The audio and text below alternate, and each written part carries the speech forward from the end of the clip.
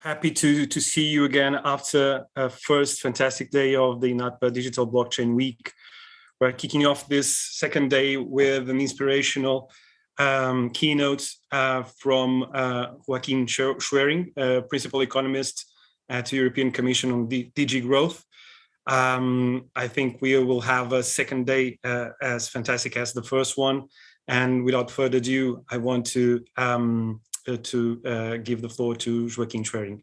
Good morning from my side. Thank you very much, Ricardo, for the kind introduction, for the invitation to be here, and to all of you for having survived an exciting first day and looking forward to 3 more exciting days. I've been asked to give an inspirational keynote indeed, more or less with carte blanche. And I will start with a light touch in my first 3 slides, for which I already apologize a little bit in advance, but then we will get very soon into serious matter and discuss basically how we got into our blockchain and tokenization work in Europe, where we are, and particularly interesting, I think, where we are heading to, in my opinion. So let's briefly start by some sort of light introduction. When you read the press, when you hear some people speak, we are apparently in the middle of crypto winter. And I've done a little textual analysis for some publications over the last weeks and months. I would say when we take Bitcoin, for example, we are already in the 7th Bitcoin crypto winter, and there are elaborate discussions on how we calculate that. When we look a bit more broadly, there are a number of people that allege the previous crypto winter lasted 3 years from the beginning of 2018 to 2020. Now, since early of this year, we are in another crypto winter. So in the last 5 calendar years, 4 years have been crypto winter. And when I take these messages, I really wonder, how can it be that anyone or anything is still alive in the crypto space with so much winter being around? And of course, in my opinion, the truth is that the crypto ecosystem, the crypto space is very much alive and kicking. We are having a lot of innovation. We are looking to the next wave of innovation. And I would not really see a need for too much inspiration, because the inspiration is out there. Next slide, please. Still, if there's anyone interested in some sort of inspiration, I rather not refer to me, but do some mental yoga with this guy that you have on my screen here. This is a screenshot, or as we nowadays say, a meme of Phil Collins from a Genesis video of 1991. Jesus, He Knows Me. And at the end of the video, there's an elaborate persiflage, I would say, on this type of motivational things that basically we're all sitting in this space now. We touch the screen, we say together, heal, heal, and then everything is fine. I would say check it out. It's not that simple, of course, in reality, but it's a nice light touch to the whole discussion here. Next slide, please. The bottom line is very simple, and I put it into one sentence, or actually a couple of sentences with only one word. Crypto is ever more alive and kicking. And that is simply as it is, full stop. And I will now turn to how that came, why that is so, and why it will remain so, perhaps even more, I hope, in the future. Next slide, please. So we start with some background on how crypto emerged, where we are on crypto, and then to the other points that I discussed. And now it gets a little bit more serious, but the message is absolutely the same. Crypto emerged as the rescue to the centralized system. Let me be very clear on this. In the financial crisis 2008, at virtually the same moment, separated by 6 weeks, we had the lowest point of the legacy system with all the centralized lists, exemplified by the bankruptcy of Lehman Brothers, and we had then the starting point of crypto, the Bitcoin white paper, at the same moment, which is, of course, not a coincidence, because at the moment that one system is at its lowest point with all the risks in the legacy system, in the centralized system, decentralization emerges and offers alternatives, offers new innovation, and comes to the rescue. Next slide, please. So what happened at the time, and we are perhaps not still too far away from these things, is that the financial crisis exposed huge systemic risks that are inherent in legacy capital and financial markets, with the risk factor mainly being the interlinkages in centralized silos without adequate control.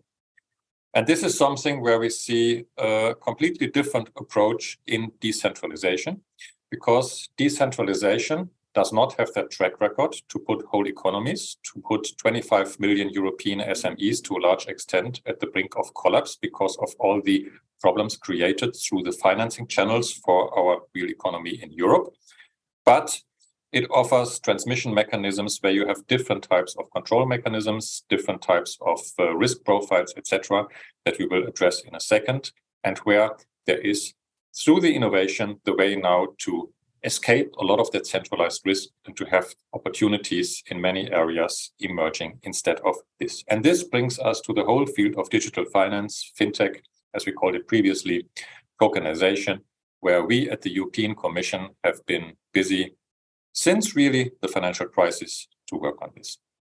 So I would maintain that centralized financial structures have been, and in my opinion to a large extent still are, a recurrent source of systemic risks with negative spillovers to the real economy. And decentralized financial structures have no such track record. They are a solution. I'm not saying they are the solution for everything, but they are a solution, not the problem. And let me be very clear on this.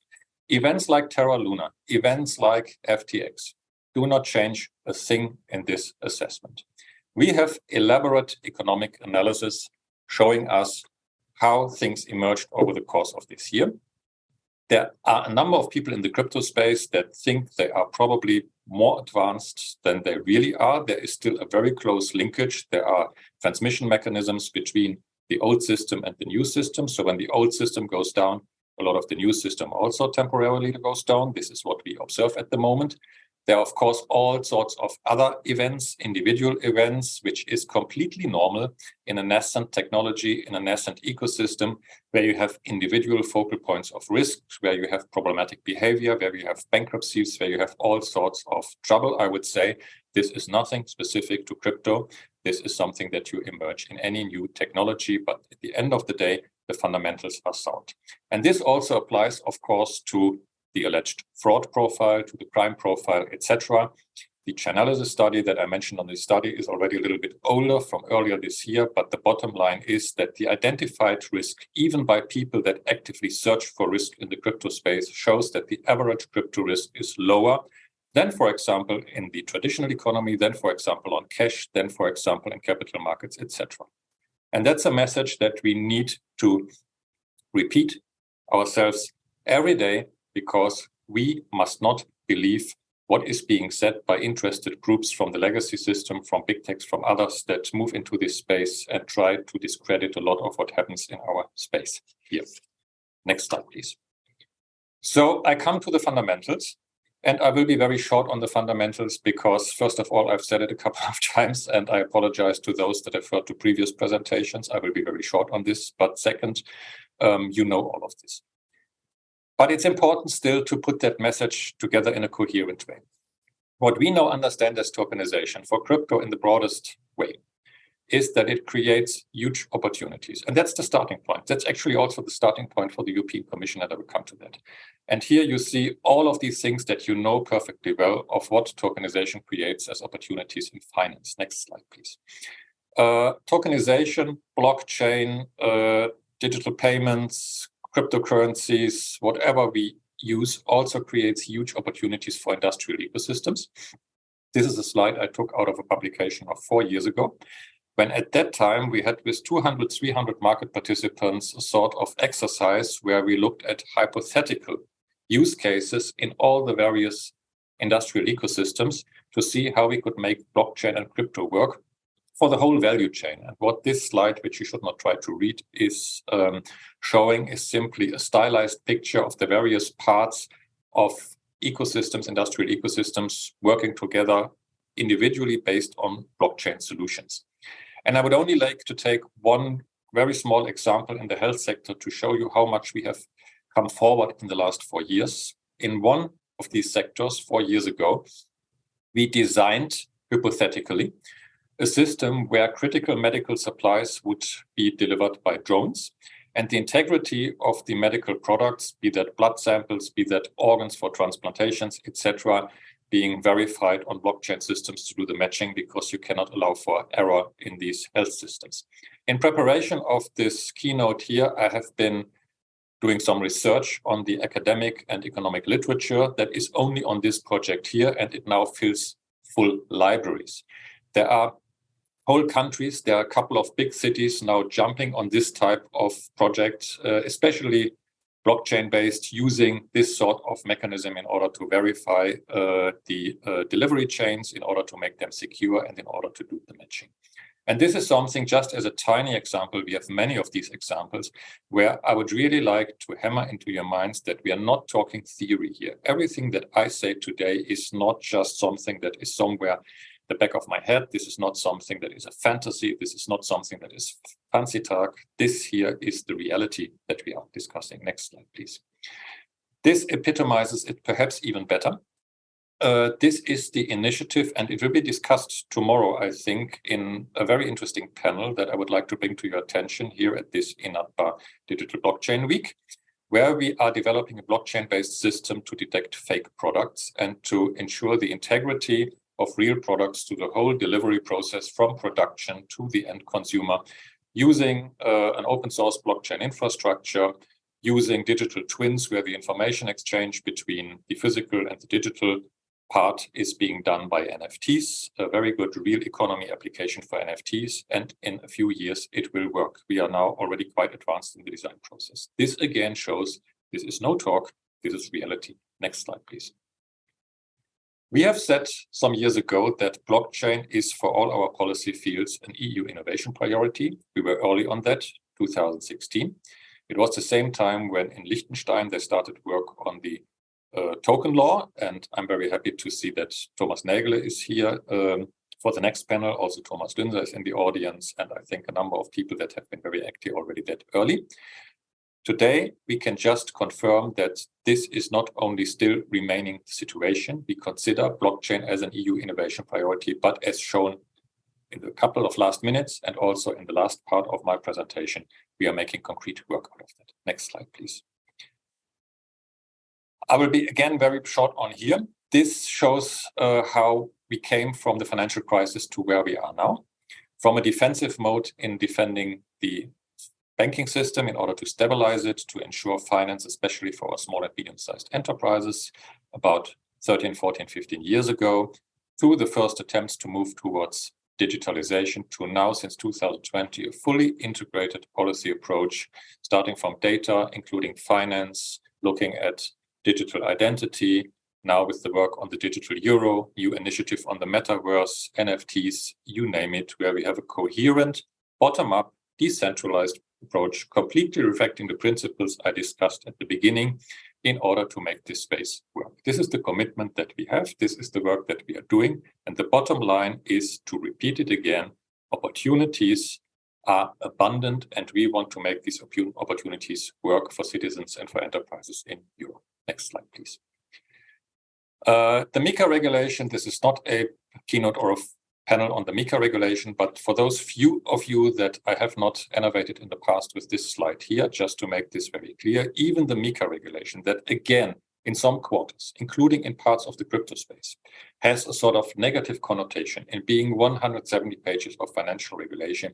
If you take the moment to read that, to understand it, you will see that even the MiCA regulation as part of traditional financial regulation as such is an extremely liberal approach to help develop the crypto space. It has 3 pillars, and 2 pillars, the left 2 pillars, 1 and 2, are extremely liberal, bottom up. A huge amount of exemptions from crypto mining, NFTs, DAOs, DeFi, not being discussed here for a number of good reasons, to the main thing, which is on utility tokens, this passporting. If you send a white paper to your national regulator, you are immediately allowed to be active in 29 countries, the burden of proof being on the national regulator. And then only the part on stablecoins and e-money tokens, yes, heavily regulated, but not prohibited.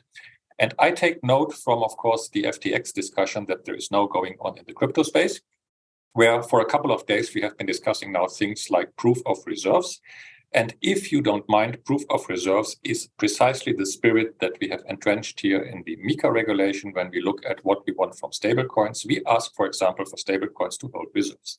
And I find that a completely natural thing. Whoever thinks that this is exaggerated, in my opinion, is slightly out of this world. But it is something, of course, that can be discussed and considered. Next slide, please. One thing that is extremely important to me, and where this is now not the moment, I would say, for a commercial break in the middle of my presentation here, but for a warm word of thank you, is to talk about INATBA, but also all the other players in the European crypto space. INATBA has established itself as a leading force within the European crypto ecosystem and actually way beyond. And I had a look at, I know what you're doing for a long time. We have a lot of discussions also for a long time, for which I'm very grateful. Your 6 working groups are extremely pertinent. I note that you are also working a lot on education and other things that, of course, are more known to many people. And that is extremely important. And I want to take this opportunity not only for INATBA, but also for everyone who is here in this virtual room, who is working together. So I would say intensely to develop the crypto space, to say a warm word of thank you from my side, because this is really much appreciated. And this is a big part of the success story of blockchain development and tokenization. Next slide, please. So where are we heading? Probably the most interesting part. The next wave of decentralization is fully underway, and we all know this. I've just listed here a couple of buzzwords to say so, but now with Industry 4.0, Web3, the metaverse, the whole discussions on DAO, Japan, for example, as the government, as the ministries having created their own DAO to understand the space, a lot of things going on. We are experimenting ourselves. So really a lot of exciting things going on. Decentralization is unstoppable. Decentralization will continue in the future, and it will do the things that we have been discussing in the last couple of minutes. So for me, that is really something that turns the Internet of Information into the Internet of Value of what we really want to achieve. Next slide, please. One example that I would like to give you, where we're also working on, is programmable money. I've briefly mentioned in the discussion of what the Commission has been doing, our project together with the European Central Bank on developing the digital euro. Not a topic of today, but certainly in other parts of the week. We have a parallel project actually with private stakeholders, with industry, with banks, with financial associations to look at the use cases for privately organized programmable money. We call this project Tokenize Europe 2025. And we've just, together with the stakeholders, have arrived at a draft report, which we will publish, I would say, in the next couple of weeks, and which we'll distribute and also be very keen on reflections. And I think this again shows the strengths of the private crypto ecosystem in Europe, because we cannot rely solely on public solutions. We need to empower the private solutions, the manifold. There will be more than one programmable currency. It's an absolute need for machine-to-machine transactions. It's an absolute need for Industry 4.0. And this is something that we are currently developing in parallel, where I would like to draw your attention. Next slide, please. There's also then the work on NFTs.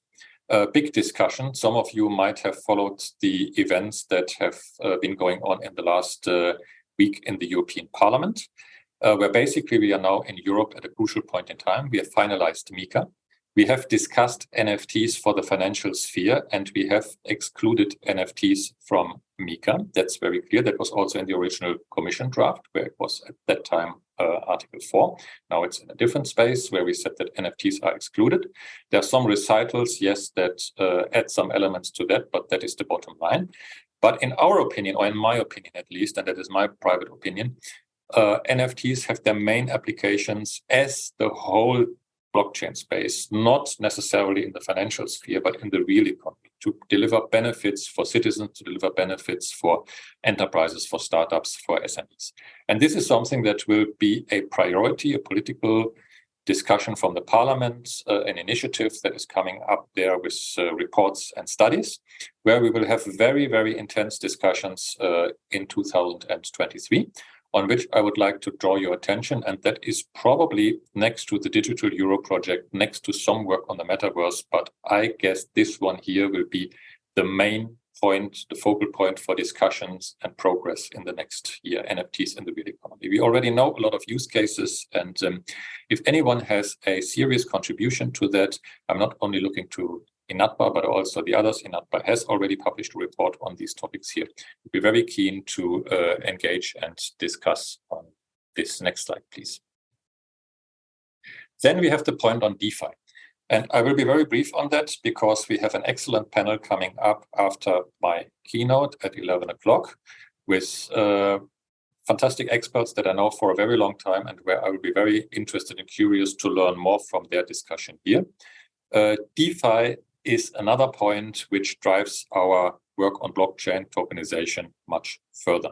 In my opinion, and I'm not reading the whole slides here, I think material will probably be made available from recording and everything.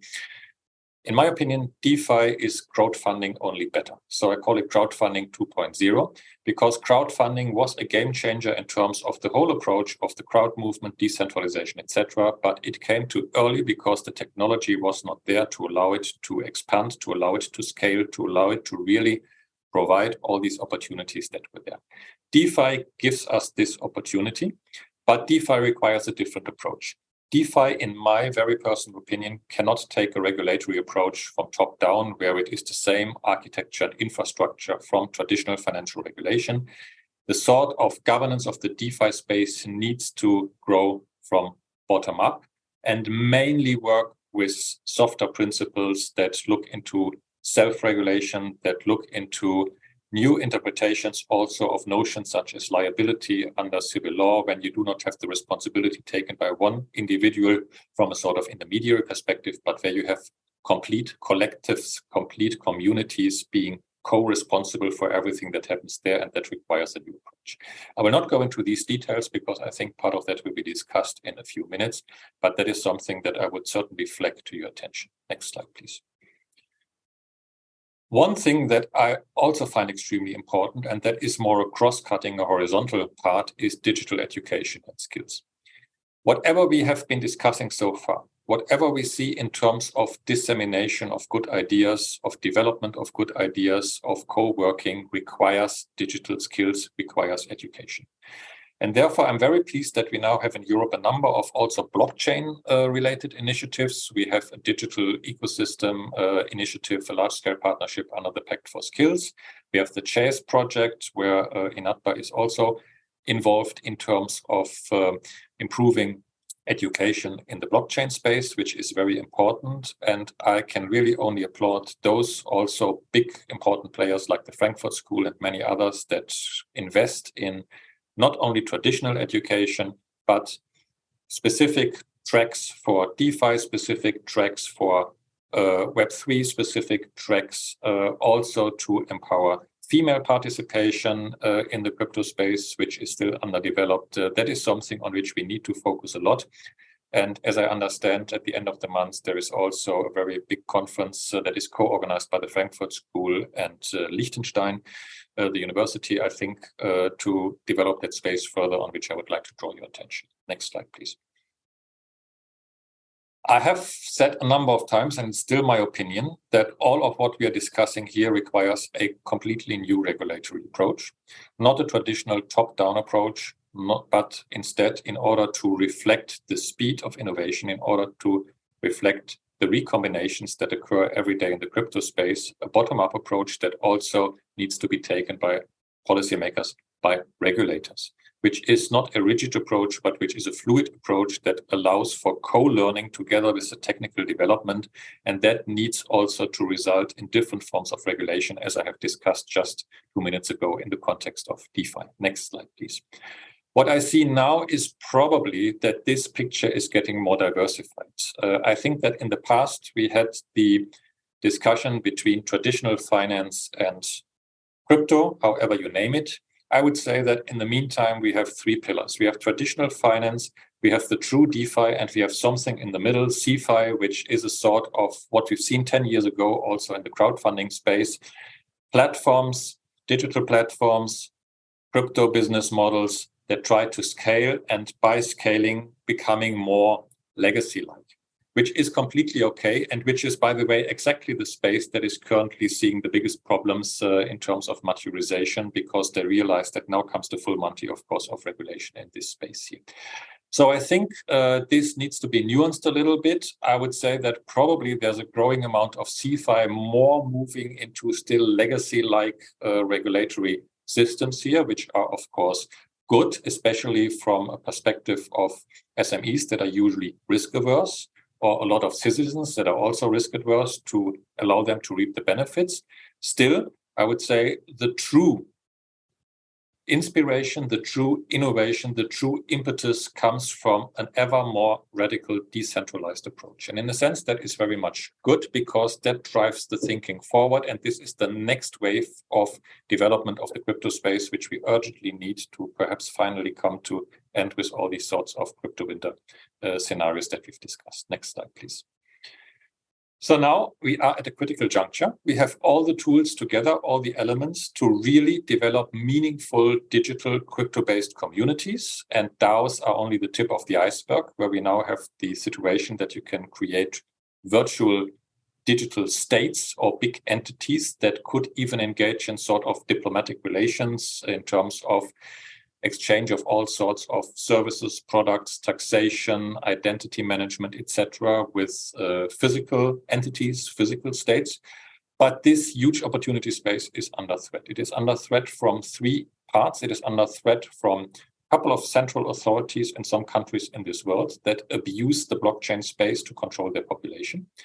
It is under threat from huge investment of big tech companies that would like to extend their power in Web 2 to Web 3, not understanding what complete decentralization is. And therefore, I would say having a sort of fake decentralization approach, which maintains completely centralized in terms of data management and reaping the economic benefits. So there's, in my opinion, not too much difference between Group 1 and Group 2 here.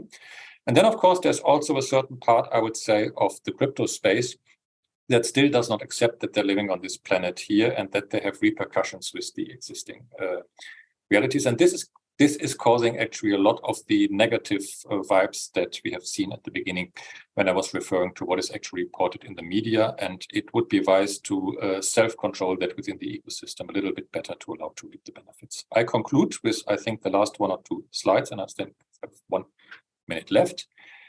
There's a little think piece that has been published by the Wharton Blockchain and Digital Asset Projects. What will the world look like in 2035? I'm not saying that I believe all of this, but I think a lot of that indeed makes much sense from their analysis. And 2035, by the way, is about the same time frame that we have when we are now in 2022. We had 14 years from the Bitcoin white paper to now. We have 13 years to go to 2035. I'm not going into these 4 alternatives here, but I must say that they look pretty dark. So when we look at what the world might likely look at from that perspective in terms of centralized versus decentralized structure, or whether these systems will be distinct or integrated, there's a lot of scope, I would say, for, in the top right corner, quite some totalitarian solutions where everything is unified, controlled top down. There are a couple of dysfunctional other opportunities where one of the things is working, but not the other thing. And then there is this cozy corner in the bottom left, which is basically where we are. And I would call it a muddle through scenario. So it's not perfect. It's not fully integrated. It is separate worlds like we see in the future, the metaverse, not as one huge space, but as different spaces with some bridges in between, with some cooperation in between. It's probably the best world that we can get. And this is where we are now. And this is something that perhaps we need to accept, that whatever we achieve at, we have huge aspirations, but we will never be perfect. We will never be optimal. And this is, I would say, in terms of democratization, in terms of diversity, in terms of choice, probably the thing that will stay with us if we are lucky for a long time. I'm not saying that this is inevitable. Next slide, please. But this is something where perhaps we must be a little bit more nice to ourselves. And also, while there's a need to be very assertive, because we have a lot of things that have been achieved, we have, I think, the momentum with us, both in terms of history, in terms of society, democratization, decentralization, diversification, self-control, the allowing individuals and communities to express their own interest is, I think, a very good, a very noble cause that brings a lot of opportunities, and we must not be distracted with that. And we must get, I would say, a balance between the aspirations, the inspiration that this space can offer, and the real sense of achievement, even in the tiniest progress, when we have little things work, when we have made minor steps forward, because that is, at the end of the day, the reality that we are facing. I would like to conclude on that note here. I hope it has been slightly inspirational. I will not end now again with mental yoga and putting my hands on my screen, but I hope that the rest of this day and the next 2 days of this fascinating Inatba blockchain week will inspire you and will also give us a lot of insights into topics such as now DeFi panel. Thank you very much for your attention.